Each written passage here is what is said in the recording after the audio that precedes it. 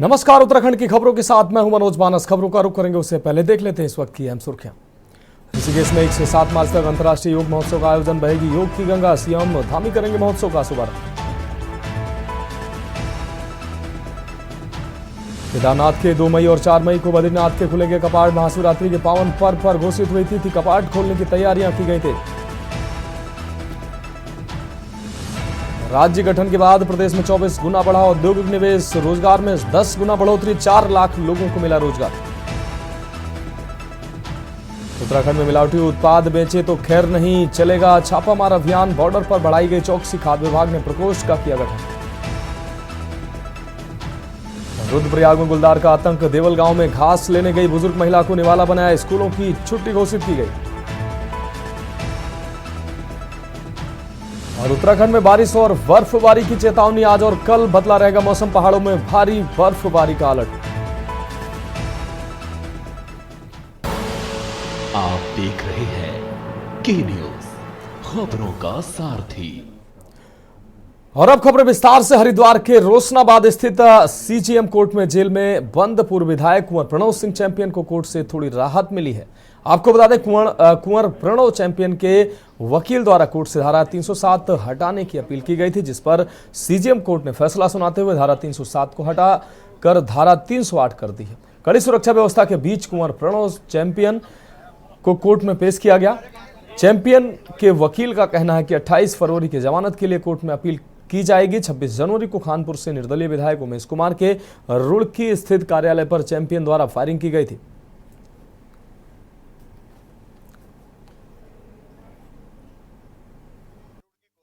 Crime number 30/25 में जो champion साहब का रिमांड हुआ था पिछले 27 तारीख को, तो उसमें इन्वेस्टिगेशन चेंज हो गई थी। वो इन्वेस्टिगेशन चेंज होके रुड़की सीओ पंकज पंत जी के पास चली गई थी। उन्होंने इसमें आज चार्जशीट दाखिल करी है। उनका चार्जशीट उन्होंने 308 आईपीसी यानी 110 बीएनएस में करी है। उस पर आर्ग्यूमेंट हुए, वादी पक्ष ने भी अपना रखा है बात। उन्होंने कहा 307 का केस है, हमने कहा 308 का केस है, मतलब नई धारा 109 और 110 जुबान पे वही चढ़ी हुई पुरानी। तो कोर्ट में आर्ग्यूमेंट होने के बाद अभी ऑर्डर आया, जज साहब ने उसमें मान लिया कि ये 308 का केस है। कॉग्निजेंस मतलब जो है, इस पे संज्ञान जो लिया गया है वो 308 में लिया गया है, 110 बीएनएस में।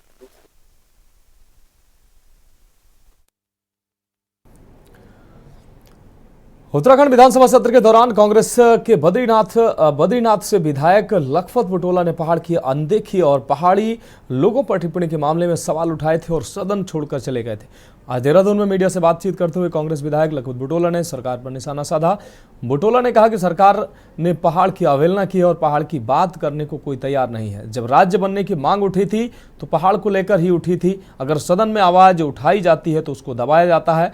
पहाड़ी लोगों को सदन में गालियां दी जाती हैं और पहाड़ से आने वाले विधायक खामोश रहते हैं।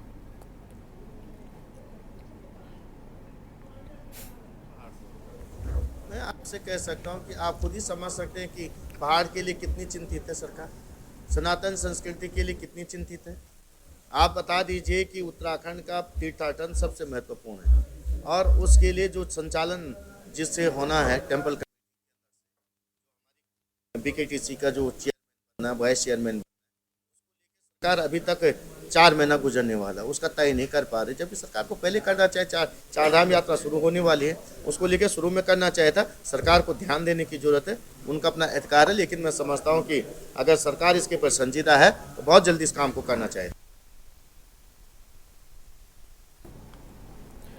नैनीताल हाईकोर्ट बार सभागार पहुंचे उत्तर प्रदेश राज्यसभा सांसद सुरेंद्र सिंह नागर का हाईकोर्ट बार एसोसिएशन पदाधिकारियों ने पुष्पगुच्छ देकर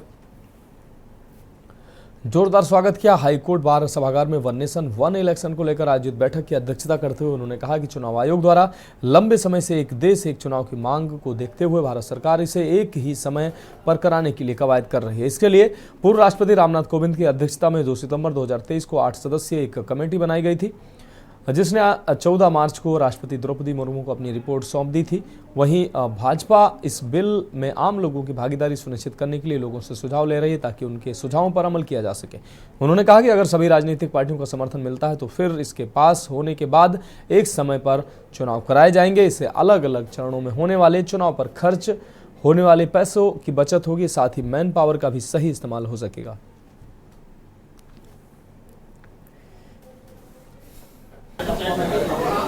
इस देश में वन नेशन वन इलेक्शन की एक लंबी मांग है।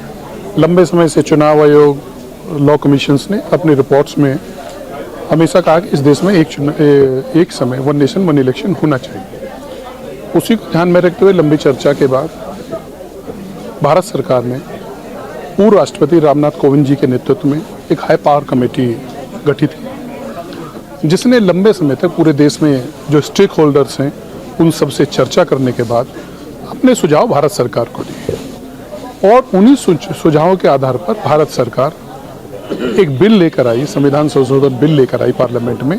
दिसंबर में वो बिल आया था, जो इंट्रोड्यूस हुआ, बहुमत के साथ वो इंट्रोड्यूस हुआ। उसके बाद विभिन्न दलों से चर्चा करने के बाद देश के हमारे लोकसभा के अध्यक्ष ने उत्तराखंड हाईकोर्ट ने पिछले वर्षों में उधम सिंह नगर जिले में हुए 600 करोड़ रुपए के राशन घोटाले को लेकर दायर जनहित याचिका पर सुनवाई के बाद मामले को निस्तारित करते हुए राज्य सरकार से राशन घोटाले मामले की जांच कर 4 माह में दोषियों के खिलाफ कार्रवाई करने के निर्देश दिए हैं। आपको बता दें कि उधम सिंह नगर निवासी देवेश कुमार ने उच्च न्यायालय में जनहित याचिका दायर कर कहा कि विजिलेंस जांच के दौरान उधम सिंह नगर के राशन विक्रेताओं द्वारा 25,000 APL राशन कार्डों को BPL कार्ड में कन्वर्ट कर राशन घोटाला उजागर हुआ है। याचिकाकर्ता का कहना है कि उधम सिंह नगर के राशन विक्रेताओं द्वारा वर्ष 2016 से ही लगातार घोटाला किया जा रहा है, इसलिए इसकी जांच किसी स्वतंत्र एजेंसी से कराई जाए और घोटाले में लिप्त दोषी राशन विक्रेताओं के खिलाफ सख्त कार्रवाई की जाए। ये मामला ऐसा था, इसमें एक तो राशन घोटाला था जो पर्टिकुलरली ये था डिस्ट्रिक्ट उधम सिंह नगर के लिए। इसमें 2017 में एक SIT कॉन्स्टिट्यूट हुई थी। SIT ने अपनी जांच रिपोर्ट में देखा था कि इसमें 2 साल के अंदर, केवल 2 साल में 600 करोड़ से ज़्यादा का घोटाला हुआ था। और फिर उसके बाद फिर इसमें विजिलेंस की जांच हुई और बहुत सारी जांचें हुई, जिसमें ये पाया गया कि इन लोगों ने क्या किया, APL कार्डों को कम से कम 25,000 APL कार्डों को BPL कार्डों में कन्वर्ट किया और उन BPL कार्ड होल्डरों को और ना APL कार्ड होल्डरों को ये पता नहीं था कि उनके APL कार्ड BPL में हो गए हैं। और वो जो जितना भी पैसा था वो पैसा सारा का सारा वो गबन हुआ, उसमें भी लगभग 35 करोड़ का है। तो इसमें हमने एक PIL डाली थी, तो कोर्ट ने इसमें एक ऑर्डर पास किया है आज।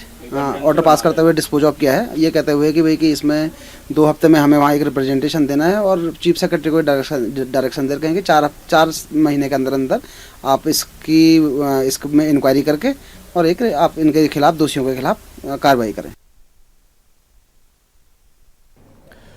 खबर लक्सर से, जहां हुसैनपुर गांव में स्थित SS पब्लिक स्कूल के वार्षिक उत्सव में हरिद्वार सांसद एवं पूर्व मुख्यमंत्री त्रिवेंद्र सिंह रावत के मुख्य अतिथि के रूप में शिरकत उन्होंने की है। उन्होंने स्कूल के प्रबंधक मास्टर कुशल पाल सैनी के साथ मां सरस्वती के समक्ष दीप प्रज्वलित कर कार्यक्रम की शुरुआत की। इस दौरान उन्होंने कहा कि भाजपा सरकार का उद्देश्य अंतिम पायदान पर बैठे व्यक्ति तक शिक्षा, चिकित्सा और तमाम सुविधाओं को पहुंचाना है। उन्होंने कहा कि भाजपा केंद्र एवं राज्य सरकारें हर क्षेत्र में प्रत्येक वर्ग यानी सबका साथ, सबका विकास और सबका विश्वास, सबके प्रयास के मूल मंत्र की भावना के साथ काम कर रहे हैं। उन्होंने कहा कि विपक्षी केवल सवाल उठा सकते हैं क्योंकि उनके पास विकास की सोच नहीं है। स्कूल प्रबंधक कुशल पाल सैनी ने कहा कि खादर के पिछड़े क्षेत्र में उनके द्वारा स्कूल की स्थापना इसी उद्देश्य से की गई कि इस क्षेत्र का प्रत्येक बच्चा पढ़कर उच्च शिक्षा हासिल करे और अपने क्षेत्र व समाज, राष्ट्र का नाम रोशन करे।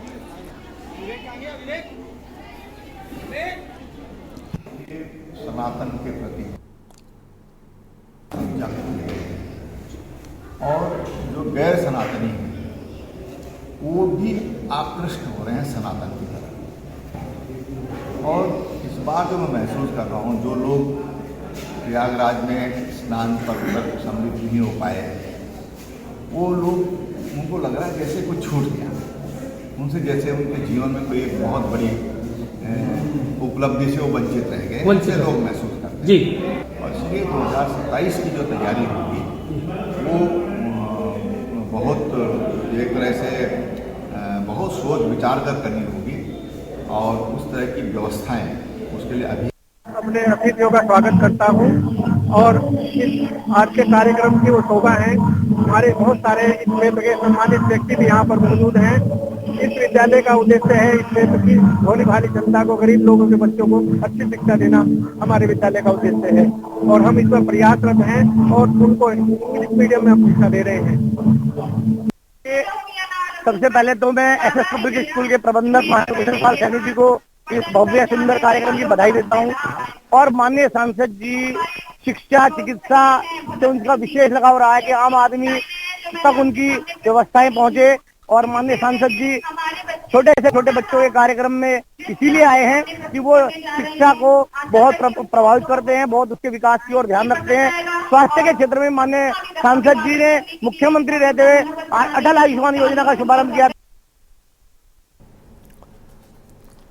खबर नई टिहरी से, जहां राज्य आपदा उपाध्यक्ष विनय रोहेला ने आज जिला कलेक्टर कार्यालय में आपदा से संबंधित अधिकारियों की बैठक ली। बैठक में लोक निर्माण विभाग, बीआरओ, कृषि विभाग, शिक्षा विभाग, जल निगम, पीएमजीएसवाई और नगर पालिका के अधिकारियों से विकास कार्यों की प्रगति की समीक्षा की। विनय रोहेला ने अधिकारियों को निर्देश दिए कि वह समय समय पर ग्रामीण क्षेत्रों में जाकर विकास कार्यों का जायजा लें और जनता की समस्याओं का समाधान प्राथमिकता के आधार पर करें। उन्होंने बताया कि चारधाम यात्रा के लिए आपदा प्रबंधन पूरी तरह से अलर्ट है और शीतकालीन यात्रा का उद्घाटन प्रधानमंत्री नरेंद्र मोदी करेंगे। इसके साथ ही रोहेला ने घनसाली क्षेत्र में आपदा से हुए नुकसान की समीक्षा की। उन्होंने कहा कि पेयजल, लोक निर्माण और सिंचाई विभाग द्वारा 70 से 80% कार्य पूरा किया जा चुका है और बाकी कार्यों को शीघ्र पूरा करने के निर्देश दिए गए हैं।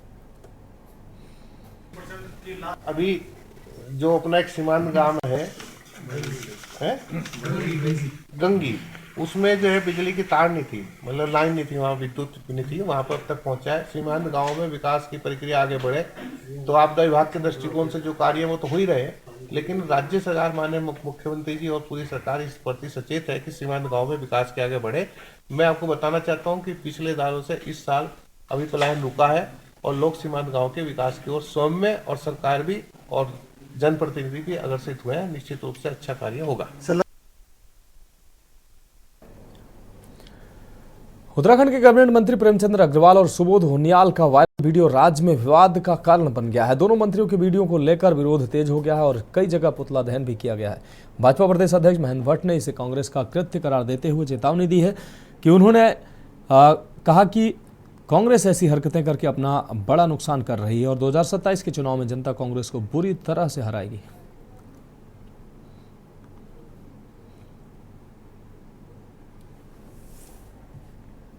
उत्तराखंड के स्वरूप को, उत्तराखंड के अंदर इस प्रकार वातावरण बनाने में कांग्रेस का बहुत बड़ा रोल है। अब वो प्रमाणिक हो रहा है और मैं फिर कह रहा हूं, मैं एक राजनीतिक कार्यकर्ता होने के नाते कांग्रेस के नेताओं को सुझाव दूंगा कि अपनी बहुत बड़ी क्षति होने से बचाए। इस देवभूमि के अंदर इस प्रकार का माहौल खड़ा करके सर्वाधिक नुकसान सत्य कर रहा हूं, ये कांग्रेस को होने वाला है। ठीक है, जब कोई व्यक्ति किसी विषय को बोलता है और उसमें खेद प्रकट करता है, उससे क्षमा याचना करता है, तो फिर इस विषय को तूल देने का आशय का क्या अर्थ है। और जिस प्रकार से लगातार मैं देख रहा हूं कि कांग्रेस के नेताओं द्वारा इसको बार बार मैदानी पहाड़ी कह के जो माहौल को बनाने का प्रयास किया जा रहा है, उत्तराखंड की जनता 2027 के चुनाव में कांग्रेस को 19 से 0 पर लाएगी। उत्तराखंड ऊर्जा आउटसोर्स श्रम संगठन ने ठेका कर्मचारियों की लंबित समस्याओं को लेकर विद्युत वितरण विभाग रुड़की के कार्यालय के बाहर जोरदार प्रदर्शन किया है।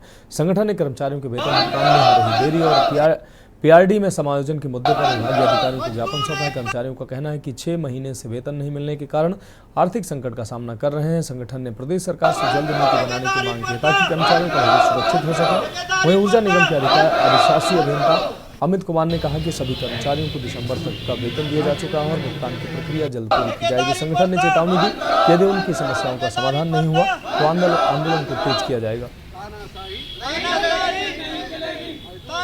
ये ठेकेदार के माध्यम से जो लाइनमैन रखे गए हैं वो लोग आए हुए हैं कि हमें तनख्वाह नहीं मिली, तो वो चीज़ें मैंने चेक करवाई गई हैं। कह रहे 6 महीने से तनख्वाह नहीं मिली, तो ऐसा नहीं है मैटर। अभी डब्ल्यूओ से बात करी गई और एक्शनों से बात कर रहे हैं। तनख्वाह दिसंबर तक सबको मिल चुकी है। इनके बिल लगते हैं, बिल लगने के बाद इनको पेमेंट होता है। एक मामला आया कि काई बिजली घर पे 7-8 लोगों को पेमेंट नहीं हुआ। उसमें कुछ हुआ कि पुराना ठेकेदार की जगह दूसरा टेंडर होता है नया, तो उसमें नया ठेकेदार कोई आया है, इसलिए उसका पुराना रेगुलाइज होने का वो है। बाद में कि इनकी मेन मांग ये है कि हमें रेगुलाइज करा जाए और या हमें स्वयं सहायता समूह के माध्यम से कार्यान्वित की जाए। वो मेरे हाथ में नहीं है, वो प्रशासन के स्तर के मामला है। बिजली घर से जुड़े आदमी हैं हम, लगभग 11 बिजली घर के आदमी हैं हरिद्वार जिले से, और ठेकेदारी प्रथा में काम कर रहे हैं लाइनमैन के रूम में। ठीक है, ये सभी कर्मचारी सब कर्मचारी कुछ आ भी नहीं पाए इमरजेंसी के कारण। और हमारी सैलरी 8-9 हजार है, लगभग काफी 15-16 साल से काम कर रहे हैं। हमारी विभाग से मांग है कि हमें विभाग के थ्रू जोड़ा जाए। संस्था बहुत चल रही है विभाग में, पीआरडी, एसएसजी, किसी से भी जोड़ा जाए। यदि नहीं भी जोड़ सकते 1% कार्य तो हम बरोबर कर रहे हैं, जो और करते हैं उनके बराबर सैलरी दी जाए हमें अकाउंट में।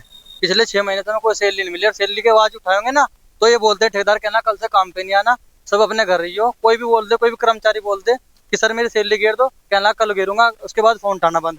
ठेकेदार फिलहाल तो मेघराज से नहीं है जी, उन्होंने 2 महीने में गिरी। उससे पहले तोकीर जीते, उससे पहले भी जितेंद्र जीते। ठेकेदार तो आपस में चेंज होते रहते हैं जी, लाइनमैन है।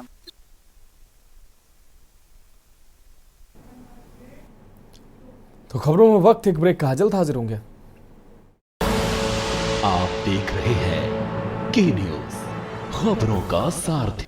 ब्रेक के बाद खबरों में एक बार फिर से आपका स्वागत है। रुक करेंगे अगली अहम खबर का। मुख्यमंत्री पुष्कर सिंह धामी ने देहरादून स्थित मुख्य सेवक सदन में पंचायती राज विभाग के अंतर्गत 126 नवनियुक्त ग्राम पंचायत विकास अधिकारियों को नियुक्ति पत्र प्रदान किया है। मुख्यमंत्री ने सभी अभ्यर्थियों को शुभकामनाएं देते हुए कहा कि ये दिन उनके जीवन में एक नया अध्याय लेकर आया है। उन्होंने विश्वास जताया कि ये नवनियुक्त अधिकारी ग्राम पंचायतों के समग्र विकास में महत्वपूर्ण भूमिका निभाएंगे। मुख्यमंत्री ने यह भी कहा कि राज्य के समग्र विकास के लिए गांव का विकास आवश्यक है और ग्राम पंचायत विकास अधिकारियों का योगदान इसमें अत्यंत महत्वपूर्ण रहेगा।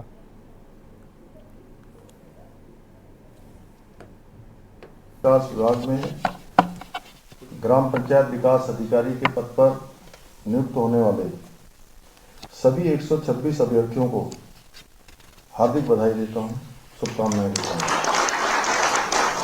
और आज का ये दिन आप सबके जीवन में एक नया अध्याय लेकर आया है। एक नई शुरुआत आप सबकी आज से प्रारंभ हो रही है। आज से आप सभी लोग लोकतंत्र की सबसे महत्वपूर्ण इकाई ग्राम पंचायत के अभिन्न अंग बनकर सभी गांवों के समग्र विकास को सुनिश्चित करने की दिशा में कार्य करेंगे। साथियों, राज्य सरकार अपने स्तर से चाहे कितनी भी योजनाएं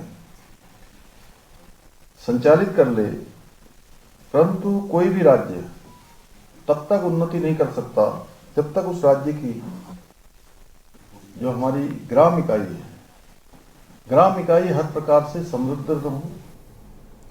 उत्तराखंड में मौसम विभाग ने एक बार फिर राज्य में भारी बारिश और बर्फबारी का अलर्ट जारी किया। मौसम केंद्र देहरादून के निदेशक डॉक्टर विक्रम सिंह ने कहा कि उत्तराखंड में 27-28 तारीख को कुछ जिलों में भारी बारिश और बर्फबारी हो सकती है। विक्रम सिंह ने आगे कहा कि पहाड़ी जिलों में भारी बारिश इन 2 दिनों में हो सकती है। वहीं जिला देहरादून में भी कहीं कहीं भारी बारिश हो सकती है। उसके साथ पहाड़ी जिले चमोली, उत्तरकाशी, रुद्रप्रयाग, बागेश्वर, अल्मोड़ा जैसे जिलों में 3200 मीटर से ऊपर वाले क्षेत्रों में भारी बर्फबारी इन 2 दिनों में देखने को मिलेगी। इसलिए इन 2 दिनों में पहाड़ के अधिकांश जिलों में भारी बारिश और बर्फबारी की चेतावनी मौसम विभाग ने जारी की है।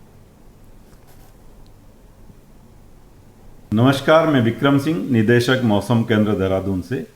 उत्तराखंड के लिए मौसम की बात करते हैं तो आज 27 तारीख फरवरी की है और जैसे पहले बोला भी गया था, दिए थे बुलेटिन वगैरह दिए गए हैं कि 27 और 28 तारीख को ये 2 दिन जो है पूरे उत्तराखंड में भी अच्छी बारिश जो है मिलने की संभावना है। तो 27 और 28 में जो एक पश्चिम विक्षोभ ये निकल रहा है वो स्ट्रॉन्ग है, एक्टिव है और उसकी वजह से आप देखेंगे कि आज 27 और कल 28 तारीख ये 2 दिन जो है ज़्यादातर जगहों में हल्की से मध्यम बारिश जो है प्रदेश में वो देखने को मिलेगी। खबर उत्तरकाशी से है। मौसम विभाग की भविष्यवाणी आखिर एक बार फिर सही साबित हुई है। ऊंचाई क्षेत्रों में बर्फबारी, निचले इलाकों में बारिश शुरू हो गई है, जिससे ठिठुरन एक बार फिर बढ़ गई है। आपको बता दें कि 1 मार्च तक वेस्टर्न डिस्टर्बेंस सक्रिय रहेगा। इसके प्रभाव से तेज बारिश, बर्फबारी और ओलावृष्टि की भविष्यवाणी मौसम विभाग ने की थी, जो सही साबित हुई है। यही वजह रही है कि प्रधानमंत्री नरेंद्र मोदी का 27 फरवरी का प्रस्तावित हरसिल मुखबा दौरा भी खराब मौसम के चलते स्थगित हुआ था। राज्य के कई जिलों में तेज बारिश, बर्फबारी और ओलावृष्टि, बिजली गिरने की चेतावनी भी जारी की गई है। खासकर देहरादून, टिहरी, उत्तरकाशी में ओलावृष्टि और तेज गरज के साथ बारिश हो सकती है। वहीं चमोली और पिथौरागढ़ में भी बिजली चमकने के साथ बारिश होने की संभावना जताई गई है।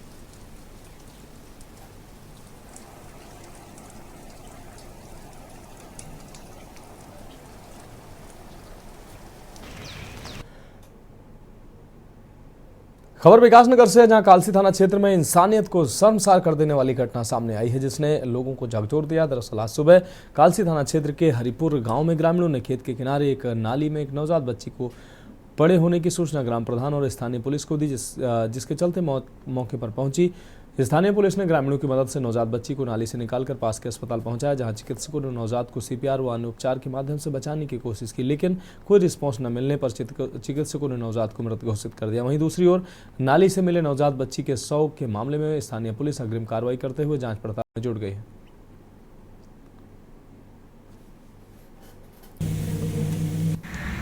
जैसे अभी जानकारी मिली है दूरबाज से, एक नवजात शिशु जो मेरे पंचायत हरिपुर में नहर में पाई गई है, और जैसे ही हमें सूचना मिली हम मौके पर पहुंचे और मौके पर पहुंचकर ही हमने तुरंत थाना कालसी को दूरबाज पे ये सारी सूचना दी। और जैसे ही सूचना हम लोगों के द्वारा दी गई है, कालसी थाने के कर्मी जो दरोगा हमारे हरिपुर में आए और उन्होंने देखा कि नवजात शिशु को वहाँ पे नहर में किसी ने, अज्ञात आदमी ने किसी ने फेंका है, तो तुरंत उस पर कार्रवाई करी गई है। आज सुबह 11:15 बजे के आसपास पुलिस के द्वारा एक न्यूबॉर्न प्रीटर्म फीमेल चाइल्ड जो है वो लाया गया अस्पताल में। तो उसको जब देखा गया तो उसमें कोई भी रेस्पॉन्स नहीं था बच्चा, और मृत बच्चा था वो, उसका प्लेसेंटा इंटैक्ट था और उसका वेट प्लेसेंटा के साथ 1.5 kg के अराउंड था। वो लाया गया है। हमने उसको CPR रिससिएट करने की कोशिश करी, लेकिन वो कोई रिस्पॉन्स नहीं आया। तत्पश्चात जो भी लीगल कार्रवाई करके पुलिस को हैंड ओवर किया। तो फिलहाल उत्तराखंड की खबरों में अभी के लिए मेरे साथ इतना ही। मुझे दीजिए इजाजत और आगे आप देखिए के न्यूज इंडिया का विशेष कार्यक्रम मंथन हमारे प्रधान संपादक दुर्गेन चौहान जी के साथ। आप देख रहे हैं के न्यूज, खबरों का